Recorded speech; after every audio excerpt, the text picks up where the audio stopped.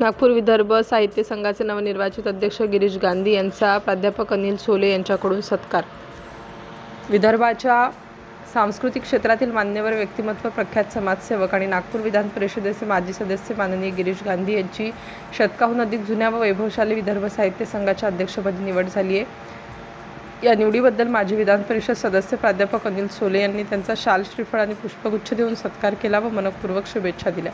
100 वर्षांची परंपरा जपणाऱ्या विदर्भ साहित्य संघाच्या धुरेला गिरीश गांधी यांच्यासारखे दूरदृष्टी असलेले नेतृत्व लाभणे ही विदर्भासाठी अभिमानाची बाब असल्याचे यावेळी प्राध्यापक सोले यांनी सांगितले। साहित्य, संस्कृती आणि समाजसेवेचा वारसा ते अधिक उंचीवर नेतील असा विश्वासही त्यांनी व्यक्त केला।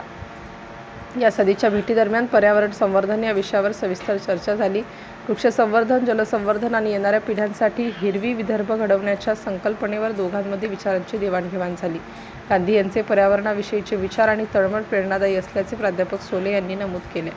या प्रसंगी शिक्षक सहकारी बँक नागपूरचे संचालक आशिष वांदिले, योगेश बन आणि सुनील पाटील उपस्थित होते। गिरीश गांधी यांना विदर्भ साहित्य संघाच्या अध्यक्षपदाच्या कार्यकाळासाठी उपस्थित मान्यवरांनी हार्दिक शुभेच्छा दिल्या। सिटी इंडिया न्यूजसाठी कामठी तालुका प्रतिनिधी दिलीप मेश्राम।